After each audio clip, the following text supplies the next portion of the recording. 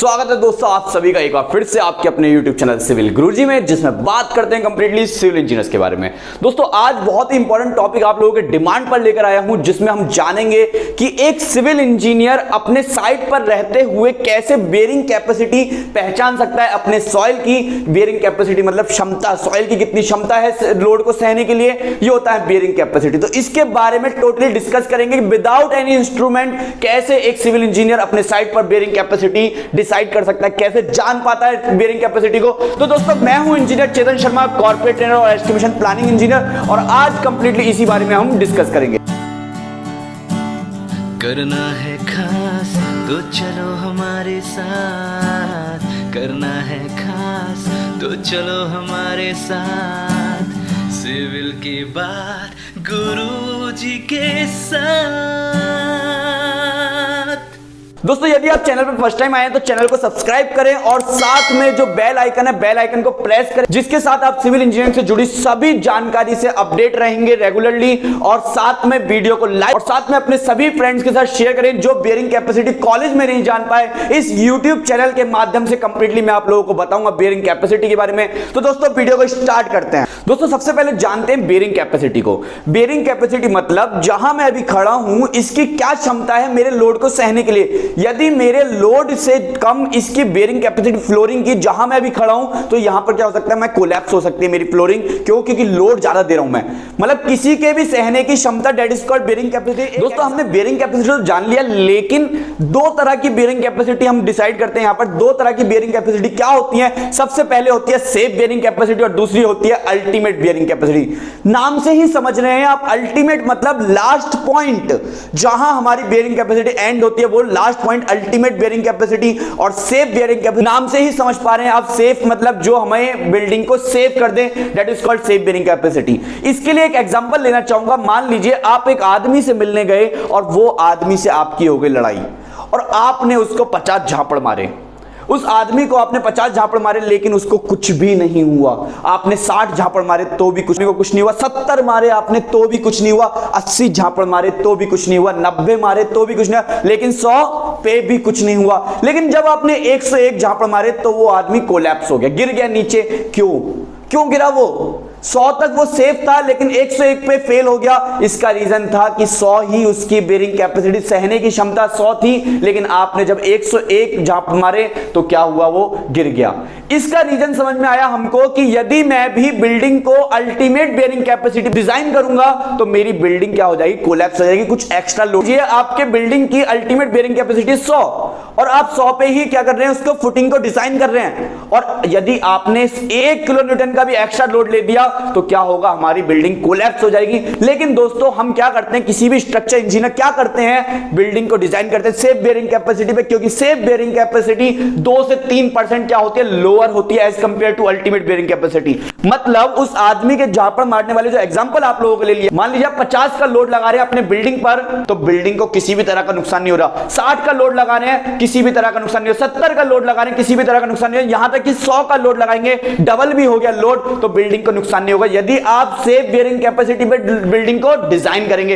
इसलिए ही हम बिल्डिंग को डिजाइन करते हैं सेफ बेयरिंग कैपेसिटी पे। तो यहां आपको कंप्लीटली समझ में आया आपका bearing capacity, ultimate bearing capacity, लेकिन सेफ बेयरिंग कैपेसिटी। लेकिन दोस्तों अभी हमें जानना जरूरी है कि एक साइट पर जाने के बाद कैसे मैं बिल्डिंग का बेयरिंग कैपेसिटी निकालना सीखूंगा। तो उसके लिए 2 सिंपल से फॉर्मूले मैं आपको देने वाला हूं इस वीडियो में। यदि आपने वीडियो को अभी तक लाइक नहीं किया तो जल्दी से लाइक कीजिए और चैनल को सब्सक्राइब कीजिए। और चलते हैं यहां पर हम कि कौन कौन से 2 फॉर्मूले आप लोगों के लिए लेकर आया हूं इस वीडियो में, जिससे हम अपने साइट पर रहते हुए बेयरिंग कैपेसिटी को निकाल सकते हैं। दोस्तों इसके साथ एक वैल्यूएबल इंफॉर्मेशन आप लोगों को देने आया हूं मैं कि सिविल गुरुजी ने आप लोगों की लर्निंग बढ़ाने के लिए सिविल गुरुजी एप्लीकेशन, जो कि प्ले स्टोर पे अवेलेबल है, वहां जाकर आप डाउनलोड कर सकते हैं सिविल गुरुजी के एप्लीकेशन को। वहां आपको कंप्लीटली जानने को मिलेंगी सिविल इंजीनियरिंग से जुड़ी सभी बातें कोर्स के माध्यम से वहां पर डिजाइन की है। अब फेसबुक पर स्क्रॉल नहीं करना है आपको, अब स्क्रॉल करना है सिविल गुरुजी एप्लीकेशन पे, क्योंकि आप लोगों के लिए न्यूज फीड भी लेकर आए जिसमें कंप्लीटली जॉब से जुड़ी हुई जानकारी, टेंडर से जुड़ी हुई जानकारी,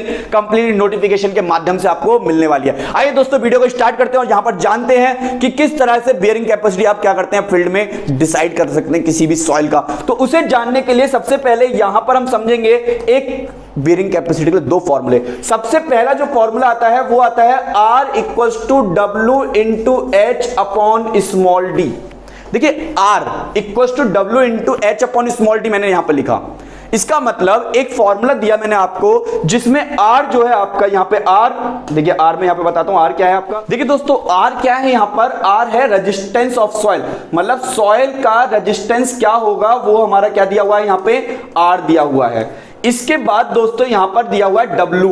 W क्या है, W है वेट ऑफ द क्यूब, कि क्यूब का वेट। अब इस टेस्ट को करने के लिए हमको क्यूब की आवश्यकता पड़ती है। क्यूब मतलब जो कंक्रीट क्यूब हम साइड पर बनाते हैं उनकी जरूरत पड़ती है। तो W equals to weight of the cube और H इक्वल्स टू होता है हाइट ऑफ फॉल, कि कितने हाइट से मैं क्यूब को फॉल करा रहा हूं।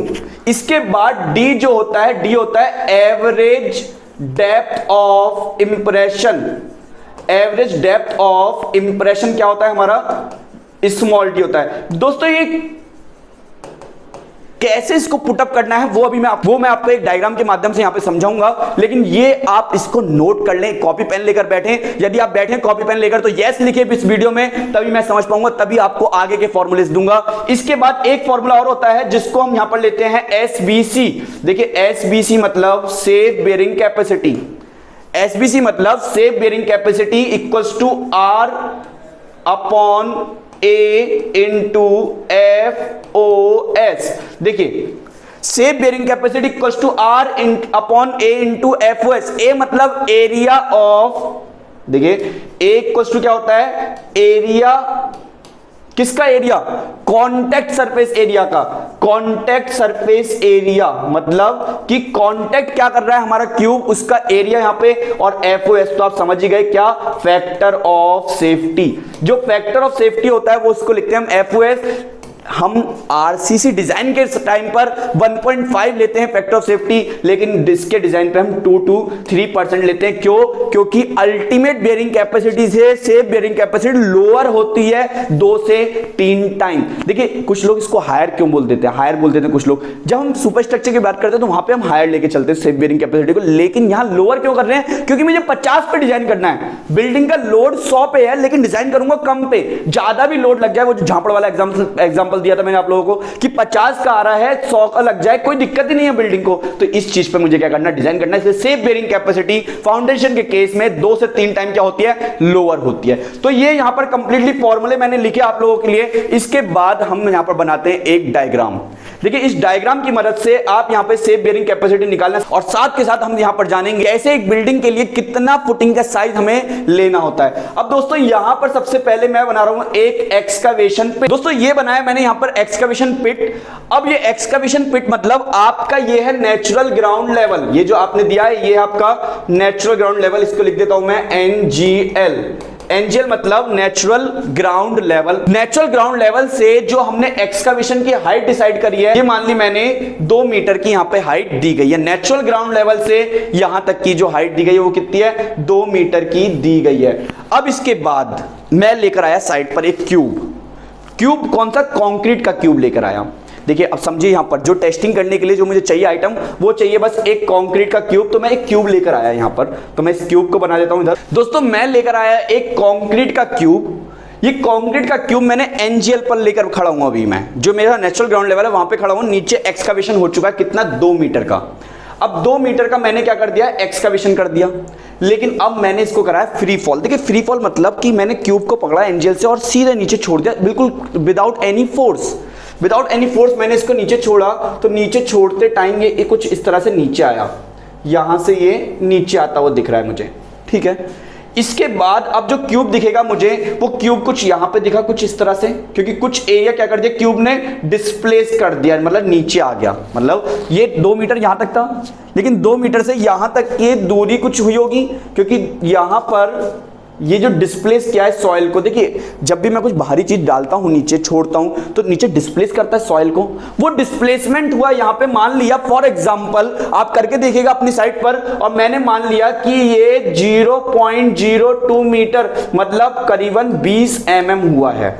मतलब मैंने माना कि 20 mm क्या हुआ है, डिस्प्लेस हुआ है। दोस्तों बस इतना ही काम करना है मुझे साइड पर रहकर मुझे केवल इतना ही काम करना है, बाकी काम मुझे करना है उन दो फॉर्मूले से, जो दो फॉर्मूले मैंने आप लोगों को बताए थे। ये जो दो फॉर्मूले यहां पर निकल गए हैं, R = W × H upon small d, SBC = R × A upon factor of safety. यदि आपने अभी तक अपने नोटबुक में इसको नोट नहीं किया है तो जल्दी से जल्दी नोट कीजिए। आगे चलते हैं हम इस वीडियो में और जानेंगे अब कि कैसे हमने यहां पर ये एक्सकवेशन पिट लेकर आए। और इस एक्सकवेशन पिट से सबसे पहले जो फॉर्मूला आप लोगों को दिया था कि R = W × H upon small d, उसमें हम क्या करेंगे, पुटअप करेंगे। तो यहां पर सबसे पहले मैं पुटअप करने का काम करता हूं, और पुटअप करने के लिए सबसे पहले फिर से एक बार फॉर्मूला लिखता हूं। देखिए फॉर्मूला क्या था, R = W × H upon small d। ये फॉर्मूला दिया हुआ है हमको, ये हमें क्या दिया हुआ है, फॉर्मूला दिया हुआ है। अब इस फॉर्मूले की मदद से हम वैल्यू को पुट करते हैं। R क्या था, रेजिस्टेंस ऑफ सॉइल, कि सॉइल का कितना रेजिस्टेंस है, दैट इज अ फोर्स। अब इसके बाद W, देखिए W क्या था, वेट ऑफ द क्यूब। कैसे निकालूं वेट, तोलूं उसको जाके वेइंग मशीन में, नहीं। इसके लिए हम क्या करेंगे, मास = वॉल्यूम × डेंसिटी, जो आपने फॉर्मूला पढ़ा हुआ है उसकी मदद लेंगे और यहां पर निकालेंगे। देखिए मास की यूनिट होती है kg, वॉल्यूम की यूनिट होती है मीटर क्यूब, और डेंसिटी की यूनिट होती है kg/m³, और मीटर क्यूब से मीटर क्यूब कैंसिल आउट होता है, तो आंसर किसमें आता है, kg में आता है। That is called wait of the cube. देखिए अब क्यूब का साइज तो आपको पता ही है कितना होता है, कंक्रीट क्यूब का साइज। जल्दी से कमेंट बॉक्स में जाके लिखिए कितना कंक्रीट क्यूब का साइज होता है।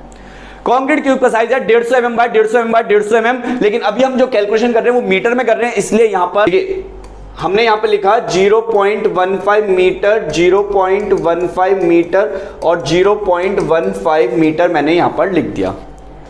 ये तो हो गया metre metre metre, that is metre cube. लेकिन डेंसिटी ऑफ कंक्रीट होती है SPCC के लिए 2400 kg/m³ और RCC के लिए 2500 kg/m³। तो मैंने यहां पे लिखा 2400 kg/m³। देखिए 2400 kg/m³। इस मीटर क्यूब से ये मीटर मीटर मीटर क्या हो गया, कैंसिल आउट हो गया। आंसर किसमें आएगा, kg में आएगा। लेकिन अभी फॉर्मूले में और भी चीजें हैं। H क्या बताया था मैंने, हाइट ऑफ फॉल। देखिए हाइट ऑफ फॉल मतलब कितने ऊपर से मैंने कंक्रीट क्यूब को नीचे गिराया है, तो दैट इज 2 मीटर। तो 2 मीटर की कर दिया हमने मल्टीप्लाई। अब इसके बाद D क्या बताया था, एवरेज डेप्थ इंप्रेशन। इंप्रेशन मतलब कि कितना डेप्थ यहां पे क्या हुआ है, नीचे गया है। कितना नीचे गया है, 20 mm। 20 mm मतलब 0.02 मीटर। देखिए मीटर से वाला मीटर कैंसिल आउट। मैंने क्या बताया था आपको, R की value resistance of the soil क्या है, that is the force. Unit क्या होगी, kg में होगी यहां पे। तो देखिए बचा ही क्या है, kg बचा है। मीटर क्यूब भी कैंसिल आउट, मीटर भी कैंसिल आउट, मीटर भी कैंसिल आउट। तो आंसर किसमें आएगा हमारा, kg में आएगा यहां पे। तो हम यहां पे आंसर निकालेंगे किसमें, kg में। इनकी मल्टीप्लाई करके कमेंट बॉक्स में जाकर जल्दी से मुझे बताइए कितना आंसर हमारा R का यहां पर आया है, तभी आप सीख। यदि मेरे साथ आप सॉल्व आउट करने बैठे हुए हैं अपने यहां वीडियो देखते टाइम, तभी आप इस वाले कंसेप्ट को सीख पाएंगे। कोई नहीं सिखाता, किसी किताबों में नहीं है। अगर सीखना है तो कंप्लीटली प्रैक्टिकली यहां पर मैं आपको सिखा। बिल्कुल यहां पर आंसर आया हमारा 810 kg। तो ये सॉल्व आउट हुआ हमारा R कितना आ गया, 810 kg। ये सॉइल का क्या है, रेजिस्टेंस है। सॉइल का रेजिस्टेंस कितना, 810 kg। अब आगे चलेंगे हम और फॉर्मूले में। अब जो फॉर्मूला है वो है हमारा SBC, सेफ बेयरिंग कैपेसिटी। अब डिसाइड करेंगे कितना होगा सॉइल का। तो safe bearing capacity R/A × factor of safety. R जो है वो रेजिस्टेंस ऑफ द सॉइल, जो कि अभी हमने निकाला 810 kg। A क्या है, कॉन्टैक्ट सरफेस एरिया, ये आपको भी मैं डिटेल में बताऊंगा। और फैक्टर ऑफ सेफ्टी 2 से 3 टाइम ले सकते हैं। मैं यहां पे 2 कंसीडर करूंगा कि हाफ यहां पे कंसीडर करेंगे हम किसके लिए, फैक्टर ऑफ सेफ्टी। 2 से 3 दैट इज अ रेंज। आप 2, 2.1, 2.2 से लेके 3 तक आप कुछ भी यहां पे वैल्यू अडॉप्ट कर सकते हैं। चलते हैं आगे और समझते हैं कि सेफ बेयरिंग कैपेसिटी कैसे निकाला जाएगा। तो यहां पे हम निकालना सीखेंगे अब सेफ बेयरिंग कैपेसिटी को। सबसे पहले मैं सेफ बेयरिंग कैपेसिटी का एक बार और फिर से फॉर्मूला लिख देता हूं। Safe bearing capacity equals to होता है R/A × factor of safety.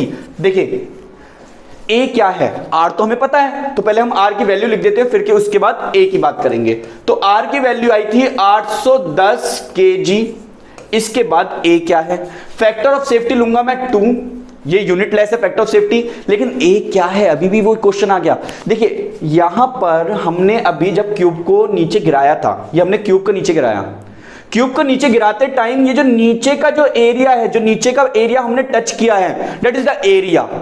That is the contact surface area, that is 0.15 और 0.15, क्योंकि दो ही तो डायमेंशन नीचे टच होंगी किसकी, क्यूब की। तीसरी डायमेंशन तो अभी टच नहीं कर रही सॉइल को टच करने केवल दो dimension, that is 150 mm by 150 mm। तो यहां पर हम वही 150 mm बाय 150 mm यहां पे क्या करेंगे, कंसीडर करेंगे, दैट इज 0.15 मीटर और 0.15 मीटर, ठीक है। अब इसके बाद यहां पर हम देखिए क्या करेंगे, ये केजी में है, ये मीटर, कुछ भी कैंसिल आउट नहीं होने वाला। लेकिन एक बात समझ में आ गई, अब जो हमारी यूनिट आएगी वो आएगी केजी पर मीटर स्क्वायर, और बेरिंग कैपेसिटी की यूनिट भी क्या होती है, केजी पर मीटर स्क्वायर होती है। यहां पर हमने यूनिट लिखी केजी पर मीटर स्क्वायर। यहां पे हम आंसर निकालते हैं, तो आंसर निकालने के लिए आप कमेंट बॉक्स में जल्दी जाइए और मुझे यहां पर आंसर बताइए कितना आंसर यहां पर आने वाला है। सेफ बेरिंग कैपेसिटी हमारी कितनी आने वाली है, क्योंकि आज तक आप लोगों ने सेफ बेरिंग कैपेसिटी निकालना नहीं सीखा, कभी भी YouTube प्लेटफॉर्म पे किसी ने नहीं बताया, लेकिन आज सिविल गुरुजी इस चीज को भी यहां पे आपको कंप्लीटली बता रहा है। यदि आपको और भी ऐसे ही टेक्निकल स्किल सीखनी है तो आप सिविल गुरुजी एप्लीकेशन पर जाइए या कॉल कीजिए, जो नीचे बोर्ड लाइन पे नंबर दिया गया है 9111001234, 9111001234 पे जाकर आप कॉल कीजिए और टेक्निकल स्किल्स के बारे में जानिए कि क्या क्या टेक्निकल स्किल्स आप लोगों को जरूरी होती है सीखने के लिए। लेकिन अभी हम बात करते हैं सेफ बेरिंग कैपेसिटी के बारे में। जल्दी से जल्दी आंसर लिखिए कमेंट बॉक्स में जाके, कितना आंसर आएगा, हमारा बेरिंग कैपेसिटी कितनी आएगी सॉइल की, यदि यही कंडीशन होगी हमारे साइट पर। तो दोस्तों यहां पे आंसर आया 18000 केजी पर मीटर स्क्वायर। ये हमारा कंप्लीटली आंसर यहां पे फाइंड आउट हो चुका है कि 18000 केजी पर मीटर स्क्वायर हमारी बेरिंग कैपेसिटी है सॉइल की। कौन सी bearing capacity, safe bearing capacity. लेकिन अगर मैं अल्टीमेट की बात करूं तो कितना होगा, देखिए यहां से समझिए 2 की हमने मल्टीप्लाई की थी, तो मतलब 36000 अल्टीमेट बेरिंग कैपेसिटी। लेकिन मैं फुटिंग को डिजाइन करूंगा 18000 पर, मतलब लोड आज ज्यादा जरूर रहा है, लेकिन मैं यहां पर सेफ लेके चल रहा हूं कि किसी भी तरह का, मतलब 18000 केजी पर मीटर स्क्वायर, यदि लोड 20000 केजी भी हो जाए बिल्डिंग को नुकसान नहीं होगा, 25000 भी हो जाए बिल्डिंग को नुकसान नहीं हो जाए, 30000 भी हो जाए बिल्डिंग को नुकसान नहीं होने वाला, 31000 भी हो जाए बिल्डिंग को नुकसान नहीं, 35000 भी हो जाए बिल्डिंग को नुकसान नहीं होगा, यहां तक कि डबल भी हो जाए लोड तो किसी भी तरह का बिल्डिंग कोलैप्स नहीं होगी मेरी। इसलिए हम डिजाइन करते हैं सेफ बेरिंग कैपेसिटी। आप सभी को यहां पर समझ में आ गया होगा सेफ बेरिंग कैपेसिटी पर ही क्यों डिजाइन करते हैं। यदि समझ में आया है तो वीडियो के कमेंट सेक्शन में जाकर लिखिए। अब दोस्तों देखिए, इसको मैं और अच्छे से यहां पर रिलेट करता हूं। ये जो 18000 केजी पर मीटर स्क्वायर, इसके रिजल्ट को तो आगे लेके चलेंगे, लेकिन पहले इसको ही जानना जरूरी है। मान लीजिए अब आपके पास ये एरिया है, ये 1 मीटर है और ये 1 मीटर है, मतलब 1 मीटर स्क्वायर का एरिया है आपके पास। इस 1 मीटर स्क्वायर में बिल्डिंग के लोड का 18000 केजी क्या हो जाएगा, ट्रांसफर होकर डिस्ट्रीब्यूट हो जाएगा सॉइल को। मतलब हमारे सॉइल की क्षमता है 1 मीटर बाय 1 मीटर की जगह में 18000 केजी के लोड को कैरी करना, उसकी स्ट्रेंथ है ये 18000 केजी। ये हमने यहां पे बेरिंग कैपेसिटी से समझा भी। लेकिन दोस्तों अब इसको यूज कैसे करें उसके बारे में बताता हूं। देखिए, आप सबसे पहले आपकी जो बिल्डिंग है जो आप बनाने वाले हैं, आपको उसका लोड पता होना चाहिए। सबसे पहले लोड निकालने के लिए एकदम सिंपल मेथड मैं आप लोगों को बताता हूं। जितने भी आपके पास आरसीसी मेंबर हैं, जितने भी आपके पास ब्रिक वर्क हैं, इनकी डेंसिटी के साथ उनका वॉल्यूम मल्टीप्लाई करिए। मान लीजिए आपके पास बीम है और बीम का साइज है 2 मीटर, 2 मीटर की स्पान है, और बीम का जो डायमेंशन है वो मान लीजिए 350 बाय 450 mm। तो यहां से क्या निकाल सकते हैं, वॉल्यूम निकाल सकते हैं 3 डायमेंशन की मल्टीप्लाई, जो कि मैं एस्टिमेशन पार्ट में आपको सिखाता हूं कंप्लीटली। अगर नहीं सीखे हैं तो एप्लीकेशन डाउनलोड कीजिए। एप्लीकेशन में आपको एस्टिमेशन सिखाने के लिए कॉर्पोरेट ट्रेनिंग कोर्स के अंदर कंप्लीट मैंने एस्टिमेशन में आपको यही चीजें सिखाई हैं कि पूरे बिल्डिंग का आइटम वाइज कैलकुलेशन कैसे किया जाता है, वो कंप्लीटली मैंने आपको एप्लीकेशन में सिखाया। एप्लीकेशन के अंदर कॉर्पोरेट ट्रेनिंग कोर्स में जाकर जल्दी से ज्वाइन हो जाइए, क्योंकि आप लोगों की ग्रोथ के लिए, आप लोगों की टेक्निकल स्किल्स बढ़ाने के लिए वो कोर्स आप लोगों के लिए अवेलेबल है। दोस्तों इसके बाद यहां पर हम समझते 18000 केजी पर मीटर स्क्वायर जो हमारा यहां पे एरिया आया है किसका, बेरिंग कैपेसिटी का। दोस्तों अब यहां पर समझते हैं कि मान लीजिए आपके पास, जैसा कि मैं एग्जांपल ले रहा था, आपके पास वॉल है कोई, उस वॉल का लोड निकालना, तो कैसे निकालोगे, वॉल्यूम मतलब लंबाई, वॉल की चौड़ाई और वॉल की ऊंचाई, that is length into width into height, जो कि हम वॉल्यूम बचपन से करते हैं सॉल्व। साथ में उसकी डेंसिटी, ब्रिक की डेंसिटी कितनी होती है, 1800 से लेके 1900 केजी पर मीटर। अगर मैं किलो न्यूटन की बात करूं तो 1 किलो न्यूटन में होते हैं 100 केजी, मतलब 18 किलो न्यूटन से लेके 19 किलो न्यूटन के बीच में होती है हमारी, दैट इज अ रेंज। यहां से हम क्या निकाल सकते हैं, ब्रिक वर्क का लोड निकाल सकते हैं। यदि मैं आरसीसी मेंबर की बात करूं, कॉलम का लोड निकालना, स्लैब का लोड निकालना है, तो उसका वॉल्यूम निकालिए और मल्टीप्लाई कर दीजिए उसके डेंसिटी के साथ। आप इसी तरह से पूरे बिल्डिंग की लोड निकाल दीजिए। मान लीजिए फॉर एग्जाम्पल आपके बिल्डिंग का लोड आया 10 लाख केजी, मैंने यहां पर लिख लिया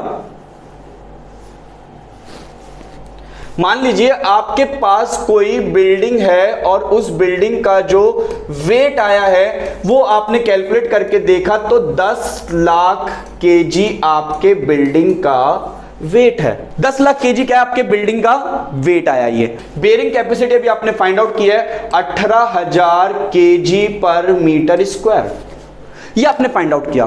अब आपके बिल्डिंग का लोड आपको पता चल गया, आपको अपनी सॉइल की बेयरिंग कैपेसिटी पता चल गई। अब आपको यह निकालना है कि कितना एरिया, देखिए समझिए, कितना एरिया चाहिए इस पूरे बिल्डिंग के लोड को कैरी कराने के लिए, किसको, सॉइल को, कि सॉइल को कितना एरिया में मैं फुटिंग अपने प्रोवाइड करूं।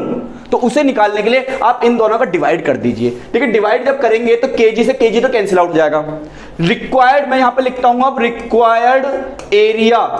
रिक्वायर्ड एरिया क्या होगा, रिक्वायर्ड एरिया निकालने के लिए 10 लाख से डिवाइड कर दूंगा मैं किसका, 18,000 का। तो आंसर किसमें आएगा मेरा, मीटर स्क्वायर में। फिर से वही काम, कमेंट बॉक्स में जाइए और मुझे बताइए कितना यहां पे एरिया चाहिए मुझे अपने बिल्डिंग के लोड को डिस्ट्रीब्यूट कराने के लिए, कि फुटिंग का टोटल एरिया क्या होगा, जितने भी नंबर ऑफ फुटिंग होगा उसका टोटल एरिया क्या आएगा मेरा, कमेंट बॉक्स में जाके जल्दी बताइए। तो दोस्तों यहां पे आंसर आया 55.55 metre square, 55.55 metre square total footing का मुझे एरिया रिक्वायर्ड है। अब देखिए यहां से समझिए, आपने फुटिंग का टोटल फुटिंग का तो निकाल दिया, मतलब मान लीजिए 8 फुटिंग हो सकते हैं, 10 फुटिंग हो सकती हैं आपके पास, 16 फुटिंग हो सकती हैं। अब आपको क्या चाहिए, यहां पे चाहिए नंबर ऑफ कॉलम्स, क्योंकि जहां आपके कॉलम होंगे वहीं पे तो आपकी फुटिंग होगी। एक फुटिंग का एरिया कितना होगा ये फाइंड आउट करना है हमको, कि एक फुटिंग का एरिया कैसे निकालूं मैं। अब देखिए कॉलम प्लेसिंग यदि आप सीखना चाहते हैं, कॉलम प्लेसिंग का पूरा कंसेप्ट हमने सिखाया अपने प्रोफेशनल ऑटोकैड वाले पार्ट में, जो कि कॉर्पोरेट ट्रेनिंग कोर्स में। आपको उसके लिए क्या करना है, या तो आपको विजिट करना है www.civilguruji.com पे, या आप जाइए एक सिविल गुरुजी एप्लीकेशन जो कि प्ले स्टोर पे अवेलेबल है, वहां पे कॉर्पोरेट ट्रेनिंग कोर्स के अंदर आपको प्रोफेशनल ऑटोकैड में कंप्लीटली कंसेप्ट सिखाया है कॉलम प्लेसिंग के बारे में। मान लीजिए आपके बिल्डिंग में 16 नंबर ऑफ कॉलम है, मान लीजिए आपके बिल्डिंग में कितने नंबर ऑफ कॉलम है, 16 नंबर ऑफ कॉलम्स हैं, तो 16 नंबर ऑफ क्या होंगे आपके पास, फुटिंग होंगे। अब हमें एक फुटिंग का एरिया निकालना है कि कितने बाय कितने का फुटिंग दूं। जिस तरह से आपने आर्किटेक्चरल ड्राइंग में, स्ट्रक्चरल ड्राइंग में देखा होगा, फुटिंग का साइज 1800 बाय 1800 लिखा रहता है, 1500 बाय 1500 लिखा रहता है, 2000 बाय 2000 लिखा रहता है, लेकिन कैसे आता है वो कंसेप्ट आज मैं आपको देने वाला हूं यहां पे। तो मैं निकालता हूं एक फुटिंग का, देखिए यहां पे साफ साफ देखिए क्या लिख रहा हूं मैं, एक फुटिंग का एरिया क्या होगा, ये हम यहां पे निकालने वाले हैं। नंबर ऑफ कॉलम मैंने आपको बताया, मान लीजिए 16 है फॉर एग्जांपल। कॉलम प्लेसिंग सीखना है तो ऑटोकैड पे जाना ही पड़ेगा आपको, क्योंकि वहीं आपको कॉलम प्लेसिंग मिलती है कि कैसे कॉलम प्लेसिंग किया जाता है किसी भी आर्किटेक्चर प्लान में, स्ट्रक्चर प्लान में किस तरह से करते हैं। लेकिन मान लीजिए 16 नंबर ऑफ कॉलम है, तो 16 नंबर ऑफ क्या होंगे, फुटिंग होंगे। कॉलम को हवा में तो देंगे नहीं, नीचे फुटिंग तो कनेक्ट करना पड़ेगा। तो यहां पे मैंने 16 से क्या कर दिया, इसका डिवाइड कर दिया। अब जो आंसर आएगा वो एक फुटिंग का एरिया आ गया, मतलब कि एक ये मेरे पास फुटिंग है, इसका टोटल एरिया क्या होगा, इसकी एक्स डायमेंशन और इसकी Y dimension, that is called X Y. तो एक्स वाई निकालने के लिए हम क्या करेंगे, इससे 16 से इसका डिवाइड कर देंगे 55.55 का। तो आंसर क्या आएगा, आंसर जल्दी से कमेंट बॉक्स में लिखिए कि एक फुटिंग का कितना आंसर आपका आ। तो दोस्तों यहां पे हम डिवाइड करने के बाद आंसर आया 3.47 मीटर स्क्वायर। देखिए ये एक्स वाई है, अब एक्स कितना वाई कितना, क्यों घबराते हो, क्यों घबराते हो दोस्तों। जब चेतन शर्मा आपके साथ बैठा हुआ है यहां पर, तो एक्स और वाई निकालने के लिए क्या कर देंगे, इसका हाफ कर लो, या इसके लिए क्या करते हैं, अंडर रूट कर सकते हैं आप। दैट इज 1.86 समथिंग यहां पर हमारा वैल्यू आएगा। तो 1.86 मल्टीप्लाई बाय 1.86, आप इन दोनों की मल्टीप्लाई करके देखिए तो 3.47 समथिंग ही आपकी वैल्यू आएगी। अब यहां पे आपने डिसाइड कर लिया कि 1.86 बाय 1.86 की क्या दूंगा, मैं फुटिंग दूंगा। यही तो सीखना चाहते थे आप।